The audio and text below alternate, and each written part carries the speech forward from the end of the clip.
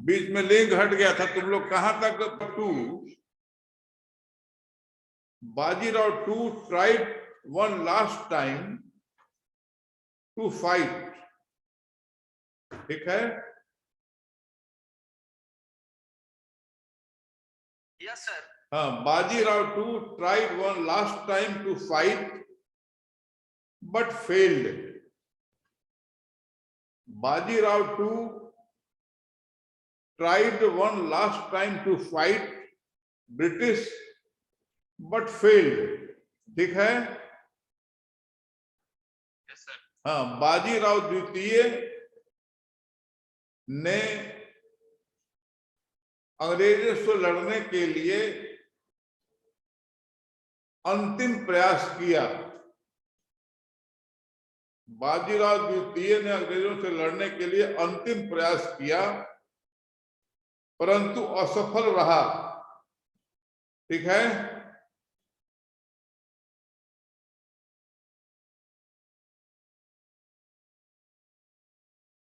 Hello? Yes sir. Yes sir. हाँ, ठीक है। Bajirao two tried one last time to fight British but failed. Bajirao द्वितीय ने एक अंतिम प्रयास किया अंग्रेजों से लोहा लेने का, अंग्रेजों से युद्ध करने का, परंतु असफल रहा। अब लाल कलम से तुम लोग लिखोगे, या लिख चुके हो तो कोई बात नहीं है, और नहीं लाल कलम है तो वहां लिखोगे वेरी इंपॉर्टेंट, पेशवाशिप वाज एबॉलिश्ड। पेशवाई को समाप्त कर दिया गया। पेशवाशिप वाज एबॉलिश्ड, पेशवाई को समाप्त कर दिया गया। एंड मराठा रूल एंडेड, और मराठा शासन की समाप्ति हो गई। राइट?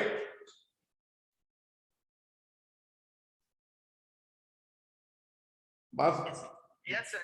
हाँ, ठीक है। अब हेडिंग दो कि मराठा के असफलता के कारण, मराठाओं के असफलता के कारण, reasons for the failure of Marathas, reasons for the failure of Marathas. पहला, इनकॉम्पिटेंट लीडरशिप, इनकॉम्पिटेंट लीडरशिप, अक्षम नेतृत्व। ठीक है? राइट? Yes sir. अक्षम नेतृत्व डैश बाजीराव द्वितीय, Bajirao second, Jaswant Singh Holkar, Bajirao second, Jaswant Singh Holkar, etc versus Wellesley and Elphinstone etc. इसका मतलब हुआ कि अक्षम नेतृत्व डैश, एक तरफ बाजीराव द्वितीय, एक तरफ बाजीराव द्वितीय कौमा जसवंत सिंह होलकर जैसे कमजोर नेता थे, और इनका सामना था अंग्रेजों की तरफ से वेल्सली और एल्फिंस्टन जैसे दिग्गज नेताओं से। एल्फिंस्टन और वेल्सली जैसे दिग्गज नेतृत्व से। दूसरा, defective nature of state, defective nature of state, विकृत राज्य की विकृत अवस्था, defective nature of state, dash no unification, no unification, कोई भी एकता, आपस में सामंजस्य, एकता और सामंजस्य, no unification and no harmony, किसी तरह की कोई एकता दिखाई नहीं दे रही थी और सामंजस्य का पूर्णतः अभाव था, comma, no focus on development, no focus on development, comma, no focus on education, किसी तरह का सामंजस्य नहीं था, अभाव था, एकता का अभाव था और विकास और शिक्षा पर कोई भी केंद्रित ध्यान नहीं था, न तो विकास पर केंद्रित था और न तो शिक्षा पर केंद्रित था। only religious national movements, only religious national movements to acquire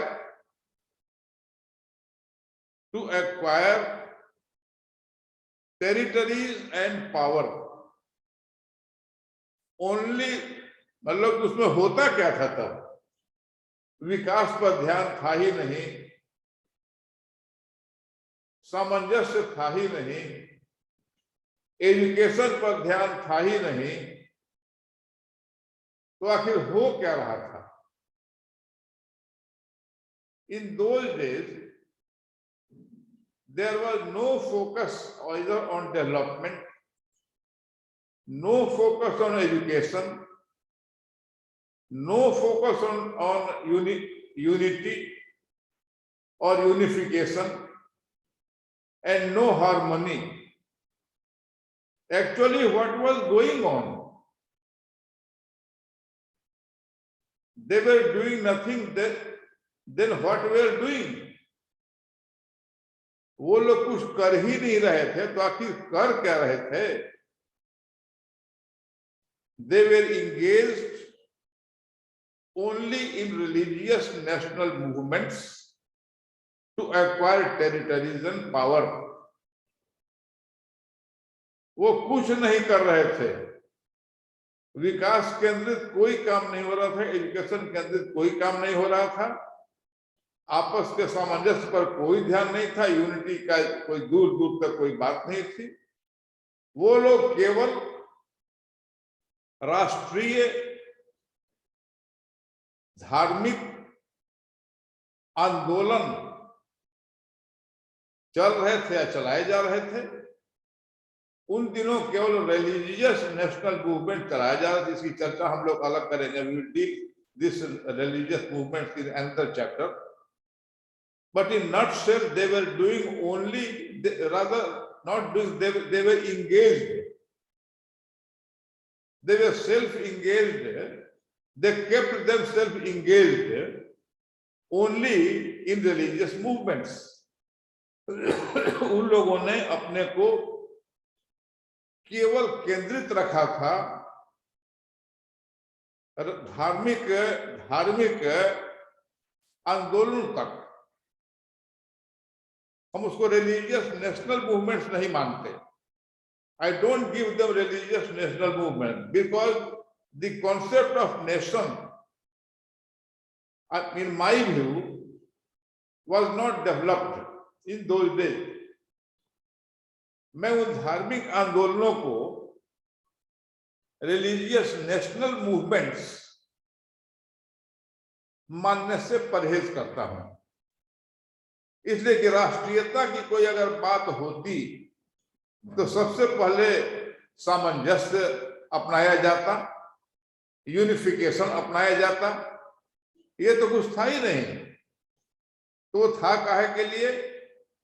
those religious movements were started and focused only to gain more territories, to acquire more territories and power. उनका मेन मकसद था कि धार्मिक आंदोलन चला करके और ज्यादा भौगोलिक क्षेत्र हथियाया जाए और उससे ज्यादा शक्तिशाली हम हो जाएंगे।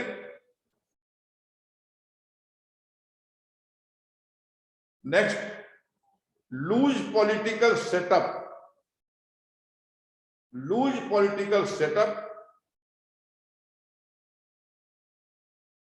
individual kingdoms fought against each other.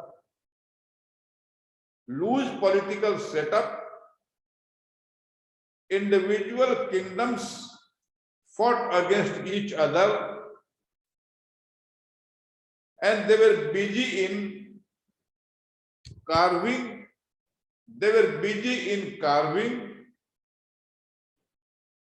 out self kingdoms. ठीक है? Yes sir. हाँ, अब हिंदी में लिखेंगे कि राजनैतिक जो सेटअप था, राजनीतिक व्यवस्था जो थी, वो काफी कमजोर थी और जितने भी शासक थे वे आपस में ही एक दूसरे से लड़ते थे,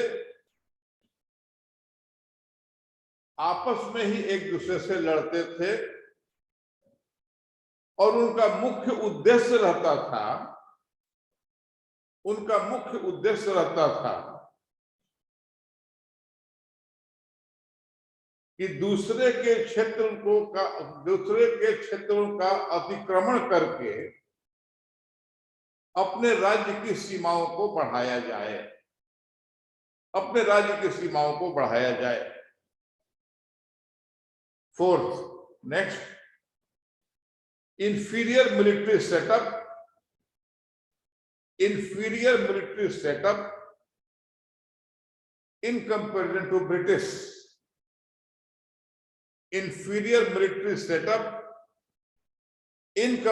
to British. बात समझ में आ गया? Are you listening me? Yes sir. Okay. Yes sir. Okay. उन लोगों का जो मिलिट्री का जो सेटअप था, सेना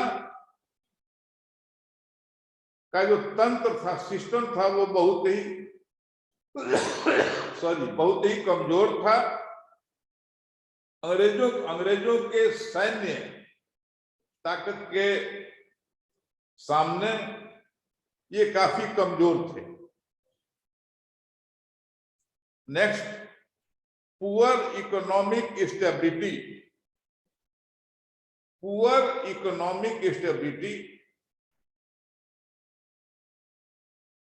आर्थिक संरचना काफी कमजोर थी। डैश, नो फॉरेन ट्रेड और इंडस्ट्रीज, कोई भी विदेशी व्यापार नहीं होता था और कारखाने तो थे ही नहीं। So they did not evolve, they did not improve, they did not grow as English did.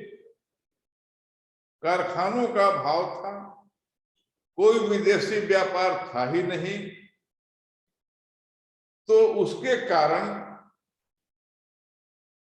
उनकी उन्नति, उनका प्रोग्रेस, उनका विकास हो ही नहीं पाया जितना कि अंग्रेजों का हुआ। Next, superior English superior English diplomacy, अंग्रेजों का जो कूटनीतिक तंत्र था वो काफी भारतीयों से सुपीरियर था, भारतीयों से मजबूत था, भारतीयों से तेज था। गेटिंग एलाइज, अंग्रेज दूसरे देश में जाकर के भी दूसरे लोगों को अपनी बात से प्रभावित करके अपना साथी बना लेने में सक्षम थे। I will take in English. English people, they came from another land, but they were very intelligent in making friends here. And we were engaged in making our friends as enemies or competitors. The foreigners came and they made friends here, and we Indians made our friends our enemies. Clear? Yes, sir. हाँ, बात समझ रहे हो ना? Yes, sir. Yes, sir. Yes, sir. वो बाहर से आए, उनका यहाँ कोई दोस्त नहीं था, उनकी भाषा नहीं थी, उनका संस्कार नहीं था, उनका कल्चर नहीं था, उनका खाना पीना नहीं था, उनका पूजा स्थल नहीं था, सब अलग अलग था। उसके बाद भी वो हमसे ताकतवर ज्यादा हो गए, हमको यहाँ हराने लगे हमारी ही भूमि पर, क्योंकि हमारे ही साथियों को वो तोड़ने और फोड़ने लगे और अपना मित्र बनाने लगे। और दूसरी तरफ हम लोग अपने ही मित्रों से प्रतिस्पर्धा करके उनको हराने के लिए आगे बढ़ गए। Clear? Is it clear? Yes, sir. हाँ। Yes, sir. So I will repeat in English. The English came from different and distant nation. They came here as foreigners. Here by means of hook and crook,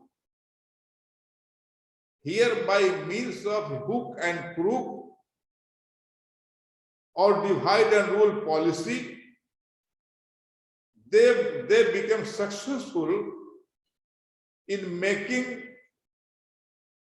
friends. Making friends not from England or Britain, England or France or Japan. They were successful in making our persons their friends, and we were engaged in making our countrymen, our brothers, as enemies or competitors. Clear? Is it clear? Yes, sir. So Yes, sir. So the English became successful, and the very important thing which we lacked, एक बहुत ही महत्वपूर्ण बात जिसमें हम लोगों ने किया था लेकिन हम लोग उतना सक्सेसफुल हो नहीं पाए, स्पाइज, जासूस। English used their spies, and the spies were very successful in breaking Indians and making friends. Clear? Clear? Is it clear?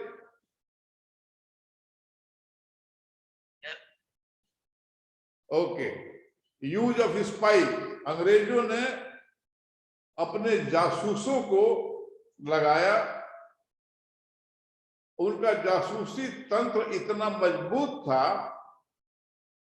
कि उस समय हमारे भारत का जो भी थोड़ा मोड़ा टूटा फूटा कमजोर जासूसी तंत्र रहा होगा, उस तंत्र को भेदने में अंग्रेज का जासूसी तंत्र सफल रहा। The spies of the British were successful in penetrating Indian spy system, which was not so strong and which was in very primitive premature stage, right?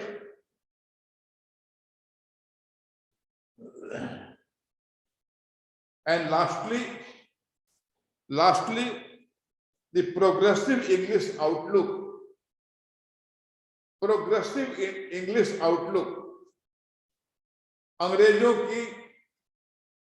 अंग्रेजों की विकासशील दूरदर्शिता, अपने ही लिए सही, राइट इट, इसको लिखा है अंग्रेजी में भी, उनकी दूरदर्शिता अपने ही लिए थी, इसमें दो राय नहीं है, इसमें शिकायत की बात भी नहीं है, लेकिन वो दूरदर्शिता का फल था कि यहां वो सक्सेसफुल रहे मराठा शक्तियों को हराने में। Their far-sightedness, their crookedness, they all become successful in defeating Maratha power, right? यहां तक आप लोग लिख लिए? यहां तक लिख लिए? यहां तक आप लोग कंप्लीट कर लिए? एक आदमी बोलो क्या चाहते हो? क्या चाहते हो? एक आदमी बोलो, किस लाइन को बोले, फिर से बोलोगे तब ना। कहा जो बोले थे प्रोग्रेसिव इंग्लिश आउटलुक। हाँ, प्रोग्रेसिव इंग्लिश आउटलुक के बाद सर तुम लिखे क्या हो? English outlook. तुम आगे नहीं लिखे हो? हाँ, they were far-sighted. Their far-sightedness was not for India. Their far-sightedness was not for the India. Their far-sightedness was for the English, for their own country. And they defeated Marathas. Right? And they defeated Marathas. हो गया? Yes, sir. तो मराठा को हम लोग देख लिए हैं, मैसूर को हम लोग देख लिए, तो एंग्लो मराठा वार हम लोग देख लिए, उधर मैसूर से उनका वार हो गया। अब हम लोग बताए थे पहले कि यहाँ आए हैं अंग्रेज, तो उनको डिफरेंट समय में भारत में अलग अलग अपोजिशन, अलग अलग फ्रंट्स कहिए या दुश्मन कहिए या प्रतिद्वंदी कहिए से सामना करना पड़ा रहा होगा। ये उनके लिए कारपेट वॉक बिल्कुल नहीं था। तो वो धीरे धीरे अपने दुश्मनों को समाप्त कर रहे हैं, उनको अपने कब्जे में ले रहे हैं। तो मैसूर की कहानी खत्म हो गई, मराठा किंगडम में कहानी खत्म हो गया। अब तीसरा लिखिए आप, कॉन्क्वेस्ट ऑफ सिंध, सिंध की विजय, सिंध की विजय, तीसरा हेडिंग दो, सिंध की विजय। अब तुम लोग कोई एक दो लड़का लड़की बताओ तो, इसमें जो कि ऑनलाइन क्लास है तो समझ में नहीं आ रहा है कि कौन बच्चा जवाब देगा, लेकिन जो जवाब देगा वो नाम अपना बताएगा। अभी सिंध कहाँ है? पाकिस्तान में सर। तुम निशांत हो? Yes sir. तुम निशांत हो? इसमें किसका फोन आ रहा है जी? हाँ ठीक है, इसमें किसी का फोन आ रहा है, मेरा फोन इसको काटना पड़ेगा। तो रिंकू दीदी किसी की है जिसका फोन आ रहा था। काट दे फोन आ रहा। रिंकू कोई है? देखो रिंकू कोई है? वही यार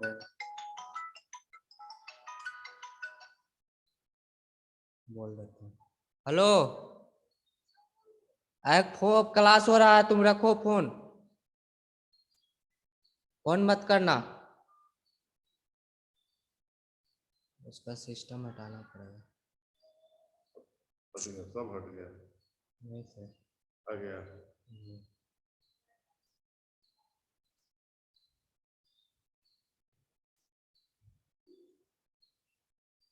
से कैसे होगा?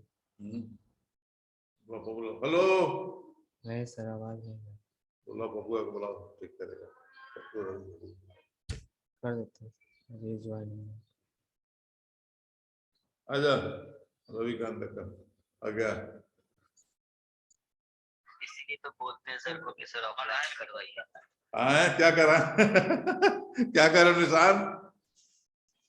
सिस्टम सर आपका माइक म्यूट है। आए वाला सिस्टम को बंद कर दिया। क्या क्या कर क्या कर रहे हो? ऑडिबल नहीं है। तो हम क्या कर, अभी तुम लोग सुन रहे हो? म्यूट कैसे होना होगा आपको सर? माइक म्यूट है सर आपका। हाँ म्यूट हम थोड़े, हमको क्या पता। देखो यार क्या है, कह रहा है कि सुनाई नहीं दे रहा है।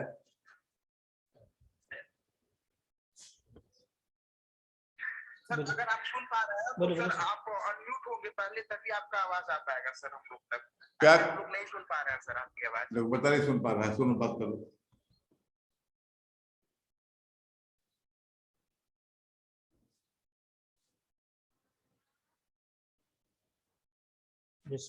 हेलो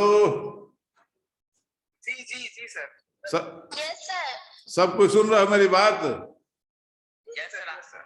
अब कोई दिक्कत आए? कोई दिक्कत नहीं ना है बाबू? आए नहीं सर। हाँ तो अब तुम लोग हेडिंग दो, सिंध की विजय। सिंध की विजय, ठीक है? कौन कौन लड़का लड़की सुन रहा है हमको? निरंजन हो। और सर आज हम लोग मिलना भी चाह रहे हैं सबसे सर। तो मिलना है तो आ जाना। निशांत कुमार। आए कौन कौन है? सूरज कुमार सर। उत्कर्ष। उत्कर्ष हो। और अच्छा तो सुनो, निशान ठीक है। मेरी बात सुन रहे तुम लोग? अब एक बात तुम लोग ये बताओ कि सिंध तुम लोग समझ गया ना कि सिंध कहाँ पर है? आए आए पाकिस्तान में सर। ये पाकिस्तान में। बहुत बढ़िया। अब कुछ इंपॉर्टेंट सिंधी का नाम लो तो। कुछ इंपॉर्टेंट सिंधी व्यक्तित्व का नाम लो। Not only in Pakistan, India में भी सिंधी, उनका भी नाम ले सकते हो। यही मेरे पढ़ने पढ़ाने का तरीका है यूपीएससी का। ऑफलाइन होगा तो ज्यादा अच्छा लगेगा, हो भी जाएगा बहुत जल्दी। Name some important Sindhis. Pakistan का बोल सकते हो तो बोल रहे तो कुछ इंडियंस का नाम बोलो जो सिंधी इंडियंस का, in any field. Raja Zaheer sir. Raja Zaheer Zaheer. Zaheer sir. ये क्या है? कहां से? मोबाइल से? गूगल से? नहीं सर, कभी आप बताए थे सर क्लास में इसी तरीके से, इसीलिए नाम हम कंफर्म नहीं कर पा रहे हैं। तो सब कंफर्म करोगे तब ना, क्लास में बताए होंगे। अच्छा खैर सुनो, वो हम लोग डील कर लेंगे हम लोग। आगे हम लोग चल रहे, हम लोग इसको लिखो। वही दो बार 3 बार अंग्रेजी में बोलेंगे, 2 बार 3 बार हिंदी में बोलेंगे। Location at present in Pakistan, west of Sutlej, इसका लोकेशन है अभी वर्तमान में पाकिस्तान में है, सिंध और सतलज रिवर के पश्चिम में, वेस्ट ऑफ सतलज। टाइमलाइन, समय जो हम लोग डील कर रहे हैं अभी, अर्ली 18th सेंचुरी, 18वीं शताब्दी का प्रारंभ से लेकर 19वीं शताब्दी, 28वीं शताब्दी, timeline in English, early 18th century to 19th century. Hindi में बेटा 18वीं सदी के प्रारंभ से लेकर के 19वीं सदी, ठीक है, राइट। सर अब लिखो स्टोरी ऑफ सिंध। संक्षेप में सिंध की कहानी या सिंध की यात्रा लिख सकते हो। संक्षेप में सिंध की कहानी या सिंध की यात्रा।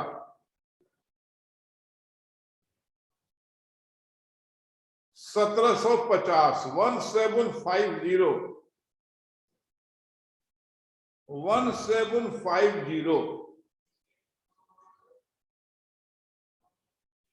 1750 कैलोरा, लाल से लिखना, write with red, KALLORA, KALLORA, Kallora chief ruled. 1750 में कैलोरा नाम के शासक का शासन था। He gave permission to British for trade. He gave permission to British for trade. उसने अंग्रेजों को अपने क्षेत्र में, माने सिंध में, व्यापार करने का अधिकार प्रदान किया। उसने अंग्रेजों को अपने यहाँ व्यापार करने की अनुमति प्रदान की। 1758 में पोर्ट एट थट्टा, थट्टा बंदरगाह, THATTA, थट्टा बंदरगाह, थट्टा बंदरगाह THATTA से ही व्यापार होता था। 1761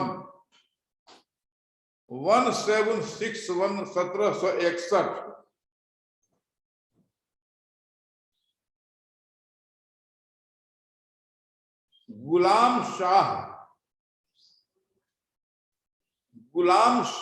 GHULAMSAH, गुलाम शाह एक्सक्लूडेड, बहुत ध्यान से लिखना, घबराने की बात नहीं है। Ghulam Shah excluded other Europeans to trade for there. Ghulam Shah ने अदर यूरोपियंस को, दूसरे यूरोपीय शक्तियों को, दूसरे यूरोपीय राष्ट्रों को वहां व्यापार करने से मना कर दिया। गुलाम शाह ने दूसरे यूरोपियंस को वहां व्यापार करने से अनुमति नहीं दी। 1775 1775 सरफराज खां 1775 सरफराज खां asked English to close the factory. Sarfaraz Khan ने अंग्रेजों को कहा कि भाई आप अपना फैक्ट्री अब बंद कीजिए, आप लोग अपना कारखाना बंद कीजिए।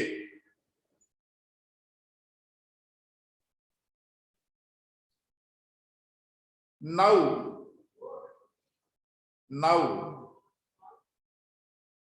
we will take a glimpse, हम लोग एक दृश्यावलोकन करेंगे 1770 के दशक का। हम लोग अब 1770 के दशक का दृश्यावलोकन करेंगे, अवलोकन करेंगे। Now we will take a glimpse of the events which occurred during 1770s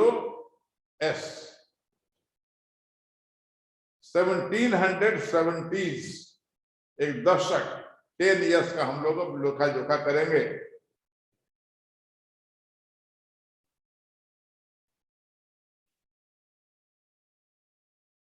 तालपुराज हम लोग अब देखो, हम लोग 70 अब ईयर वाइज नहीं कर रहे हैं, 1770 के दशक की बात करेंगे। We will talk of the 1770s, not 1770 only. 70s means 1770 to 1779, 1779 तक की बात करेंगे। तालपुराज came down hills and settled in Sindh plains. Talpura एक गिरोह हुआ या समूह हुआ या जाति कहो या खानाबदोश कहो, जो भी जितना हिंदी में बोले हैं, जो भी तुम लोग उसको, या सेटलर्स कहो, ड्वेलर्स कहो, ड्विंडलर्स कहो, प्लंडर्स कहो, whatever word you can use. Talpura लोग घाटियों से को छोड़ के सिंध के पठारी इलाकों में आ गए और सेटल कर गए। Talpura came down from hills and settled in Sindh plains. Now we will talk of the merits of Talpura. अब हम लोग तालपुरा लोगों के गुणों की बात करेंगे। पहला, they were excellent soldiers. Talpuras were excellent soldiers, very skilled, adapted to harsh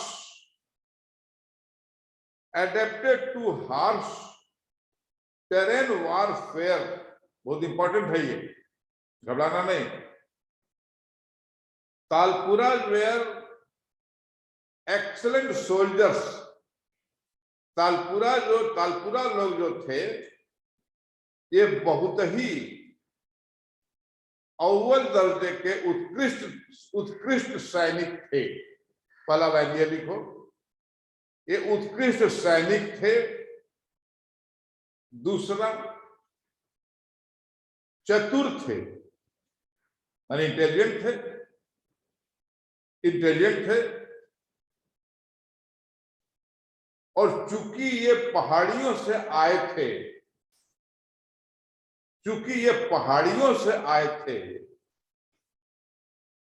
planes में आए थे, तो पहाड़ियों से आए थे तो विपरीत परिस्थितियों